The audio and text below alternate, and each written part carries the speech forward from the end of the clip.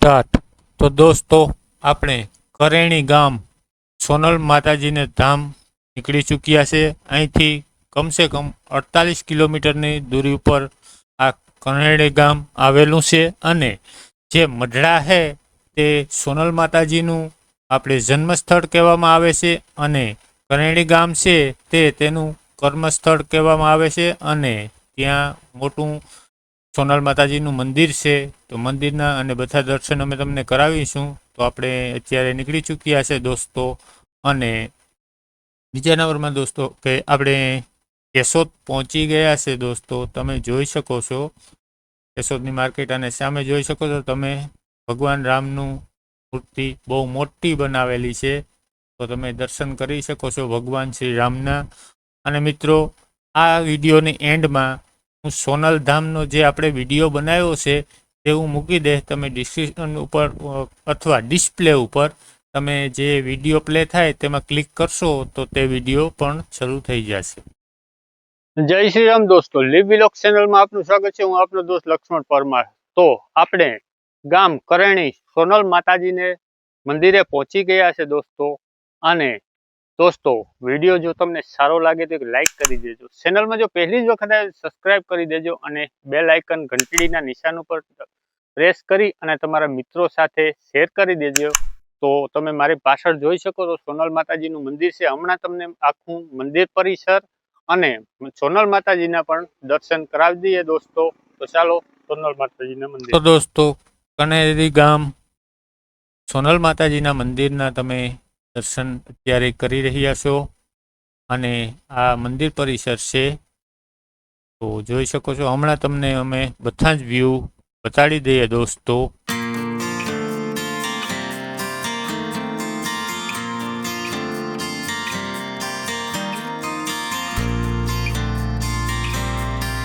તો દોસ્તો આપણે સોનલમાના ધામમાં અહીંયા પહોંચી ગયા છે અને અહીંયા જે સેવા પૂજા આપે છે નરહરભાઈ, તેને થોડુંક આપણે સોનલ માતાજીનો મહત્વ અને ઇતિહાસ વિશે થોડીક જાણકારી લઈએ। જે અહીંયા સેવા પૂજા વર્ષોથી આપે છે તે ભાઈ પાસેથી આપણે થોડીક માહિતી લઈએ। તો નરહરભાઈ થોડીક સોનલ માતાજી વિશે માહિતી આપજો। જય માતાજી, જય સોનલમાં। હું સોનલમાના ભાણેજ નરહરદાન ગઢવી। આ સોનલમાની પ્રિય વાલામવાલી ભૂમિ છે। સોનલમાં છેલ્લા 17 વર્ષ અહીંયા રહ્યા છે। એમને આનંદ અહીંયા આવ્યો છે, શાંતિ અહીંયા મળી છે। અને જે એ સમયે સોનલમાં એ સમાજ ઉદ્ધારનું અને ભક્તોમાં જે ગયા એટલે મોટાભાગના પ્રવાસ માતાજી અહીંથી કર્યા છે। અને સોનલમાં એ 2 રચના, હેચાણી સુકાણી અને વીંજણો, એ 2 રચના અહીંયા લખેલી છે। એ સમયે સોનલમાં જે 17 વર્ષ રહ્યા એમાં એ 17 વર્ષમાં માં મોટાભાગના જે સમાજ ઉદ્ધારનું અને એટલે કે અંધશ્રદ્ધા દૂર કરવા માટેના, વ્યસનો દૂર કરવા માટેના, કુરિવાજો દૂર કરવા માટેના જે કાંઈ પ્રયત્નો કર્યા અહીંથી કર્યા છે।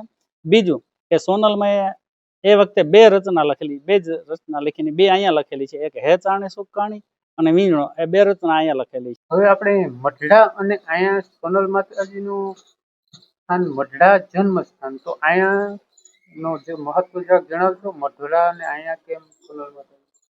હવે એમાં એવું છે કે સોનલમાં 1959માં મઢડાથી અહીંયા રહેવા આવી ગયા।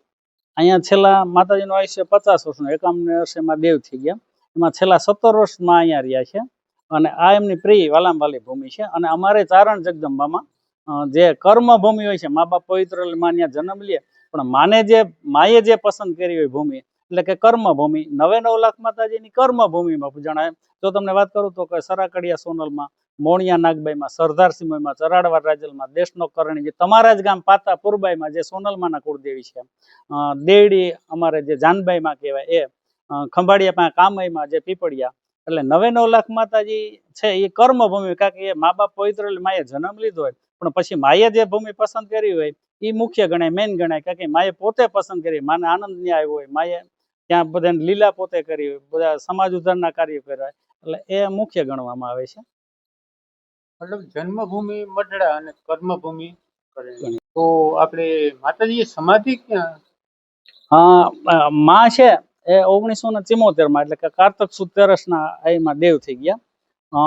આમ તો માં અમદાવાદ જે દવે સાહેબ, સોમનાથભાઈ દવે અને સવિતાબા, એમને ઘરે દેવ થઈ ગયા। એ પણ એમનું બધું છોડી અને અહીં કણેરી મા પાસે રહેવા આવી ગયા હતા. પણ મા ત્યાં ગયા અને મા ત્યાં દેવ થઈ ગયા. પછી એમને ત્યાંથી અહીંયા લાવી અહીંયા અગ્નિ સંસ્કાર અને ફૂલ સમાધિ અહીંયા દેવામાં આવેલ છે. એટલે આ માતાજીની કર્મભૂમિ અને સમાધિ સ્થળ પણ આ જ છે. તો દોસ્તો અહીંયા શાંત અને સારા એવું વાતાવરણ છે, કોઈ ખોટી ભીડભાડ છે નહીં. અને તમારે અહીંયા આવવું હોય તો કેશોદથી માત્ર 6 કિલોમીટર દૂર આવેલું છે, 6 થી 7 કિલોમીટર દૂર આવેલું છે. આ તમે ગમે ત્યાંથી આવતા હોય તો તમે પોરબંદર સાઈડ, જુનાગઢ સાઈડ, વેરાવળ, સોમનાથ કોઈ પણ સાઈડથી આવતા હોય કેશોદ આવો અને કેશોદથી અક્ષયગઢ સાઈડ નીકળો એટલે 6 થી 7 કિલોમીટરના દૂર ઉપર આ કણેડી ગામ આવેલું છે. અને ત્યાં સોનલ માતાજીનું મંદિર છે અને સોનલ માતાજીની સમાધિ પણ અહીંયા છે દોસ્તો. અત્યારે તમે સોનલ માતાજીના મંદિરના દર્શન કરી રહ્યા છો દોસ્તો.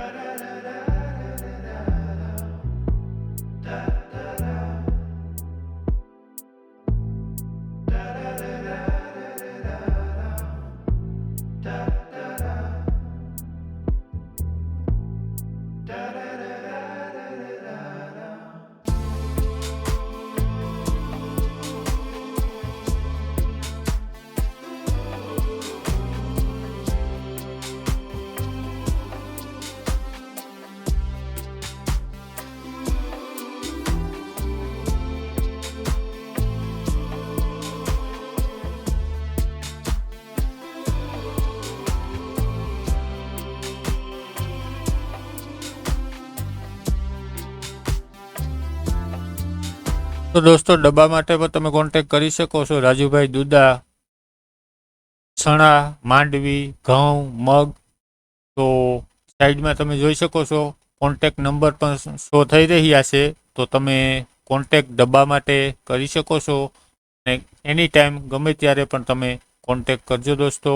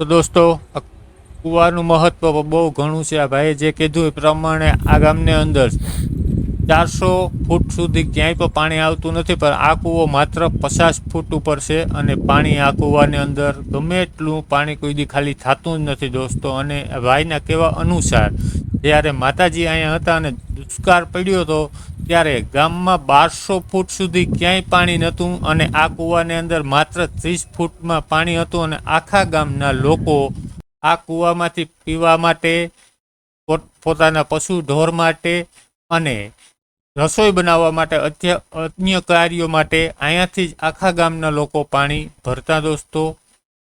તો આ કૂવાનું ખૂબ મહત્વ છે અને સોનલ માતાજીએ કરાયેલો આ કૂવો છે દોસ્તો.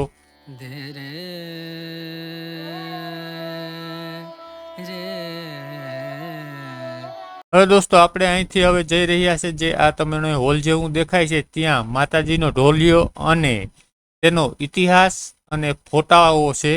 તો ત્યાં પણ અમે તમને દર્શન કરાવી દઈએ દોસ્તો.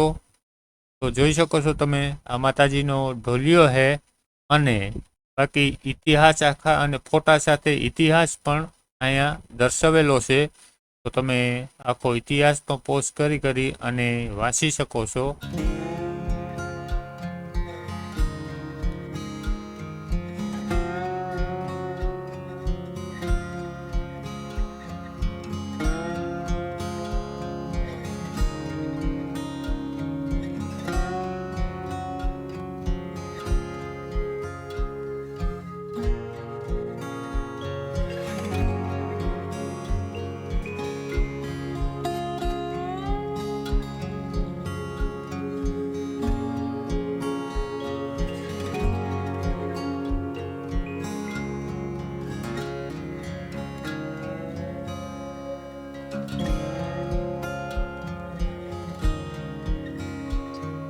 દોસ્તો વિડીયોમાં કંઈ પ્રોબ્લેમ હોય તો કોમેન્ટ અવશ્ય કરજો અને કોમેન્ટમાં જય સોનલમાં લખજો દોસ્તો.